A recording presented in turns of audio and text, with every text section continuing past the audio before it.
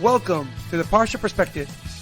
Each week, we will delve deep in a weekly Torah portion to find a practical and insightful way to enhance your daily life.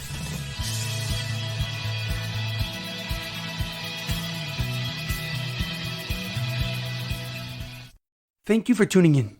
My name is Rabbi Shalom Yamini, and each week we will look into the weekly Torah portion to find practical and insightful ways to enhance your daily life. This week's Parsha Perspective is in honor of the Refuah Shlema, the complete and speedy recovery of HaRav Amitai ben Shoshanna and Shaul ben Berta. This week's Parsha Perspective is in loving memory of Edward Ben Efraim, Shlomo Ben Edward, and Yirac ben Gedalia. May their souls be uplifted and may their memories be a blessing. This week's Torah portion is Parshas Terumah, You Are Worthy. Our Parsha begins with Hashem telling Moshe Rabbeinu to solicit donations from the Jewish people to construct the Mishkan, a sanctuary for God. They were told to donate precious stones, gold, silver, and copper, special red, blue, and purple wool, special linen, animal skins, and atzei shittim, acacia wood. On the summit of Har Sinai, Hashem gave Moshe the exact instructions on how the Mishkan was to be built. It was made to be readily disassembled and transportable to accompany the Jewish nation throughout their 40-year journey in the desert. And the second half of this week's Parsha and the following few Torah portions will go through the exact design and construction of the Mishkan, which takes up the last third of the book of Shemais. However, a question comes to mind. The first keli, the first vessel of the Mishkan that Hashem instructed Moshe to construct, was the most sacred of all, the holy Ark of the Covenant, the Aron Kodesh. And aside from the wooden box made of atzei shittim, acacia wood, in between the two gold boxes, the Aron was made almost entirely out of gold. As the pasuk details, va'asu Aron atzei shittim amasayim v'chetzi arkoi v'ama v'chetzi rachboi v'ama v'chetzi kamasai. And they should make an ark of acacia wood, 2.5 cubits long, 1.5 cubits wide, and 1.5 cubits high. V'tzipitza oisai zav tar mibaysu michutz titzapenu v'asisa olav zeir zav saviv. And overlay with pure gold, overlaid on the inside and out to make a gold molding like a crown on top. But why did Hashem instruct Moshe to insert a wooden box of acacia wood in between the gold of the Aron? Many other of the Mishkan's vessels were made entirely out of gold, like the menorah, which was carved out of a single block of gold. What was the purpose of the atzei shittim, the acacia wood, in the Aron HaKodesh, the Ark of the Covenant? The Chizkuni on this pasuk, the famous French rabbi Rav Chizkiah ben Mano, gives a simple answer. He writes that if the Aron, the holy Ark of the Covenant, was built entirely out of gold, it would be just too heavy to carry. While many of the Mishkan's vessels were transported on wagons, the Aron, along with a few others, were taken on the shoulders of the Kahas family. And therefore Hashem instructed Moshe that the Aron was meant to be built lighter to make it easier on their shoulders.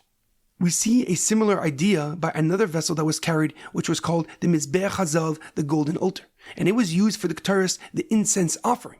And as the name implies, it was made completely out of gold, and yet it was hollowed out and filled with earth to make it easier to carry on the shoulders of the Kahas family. But that being said, according to most opinions, the Aron held itself rather than actually be carried. And this would explain how only 4 people can carry up to 78,000 pounds, which according to some opinions was exactly how much the Aron weighed. However, the Rabbeinu B'Chaya of Bachya ben Asher, a famous Spanish commentary, gives a deeper and more profound explanation. He quotes the Talmud in Yuma, that the gold on the outside and the gold on the inside of the Aron Kodesh represents what Torah scholars are meant to be like. They are not only supposed to be brilliant, wise, and intelligent, but also pure and holy on the inside as they display to the outside world. The Talmud has very harsh words for those who show one way and feel the opposite in their hearts and in their minds. The Rabbeinu B'Chaya explains that the atzei shittim, the acacia wood, between the gold symbolizes that every person can acquire a profound level of Torah knowledge. Just as wood comes from the ground and is obtainable, we can become great Torah scholars if we work hard enough. We can grow and become a pillar of Torah whose inner purity inspires others to do the same. To be a holy Ark of the Covenant, an Aron Kodesh, a person whose eternal holiness awakens the yearning and thirsty soul of our fellow Jew. In our daily lives and on the road to success, we may encounter the dreaded imposter syndrome. It is the feeling that we are not worthy of our accomplishments and our achievements that we work so hard to obtain. And besides the depression and roller coaster of emotions, the worst side effect of all is the actual loss of our hard work. For many stop growing and take their eye off the ball, losing hard-fought successes. Aaron, the high priest, the Kohen Gadol, and King David HaMelech suffered from these feelings before they realized that they are worthy of such holiness and responsibility, for they were uniquely positioned to impact the world in an unparalleled manner. Aaron with the priesthood, with the kahuna, and David with the malchus, with the kingship.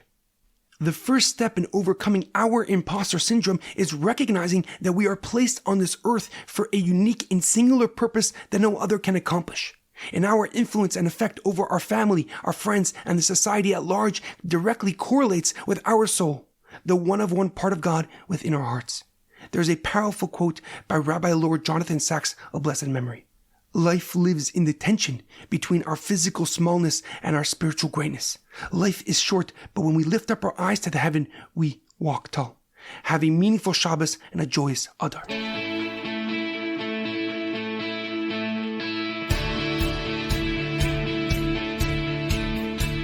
Thank you for tuning in to the Parsha Perspective. Check out our website, theparshaperspective.com. Send thoughts and comments to theparshaperspective@gmail.com. Till next time, thanks for listening.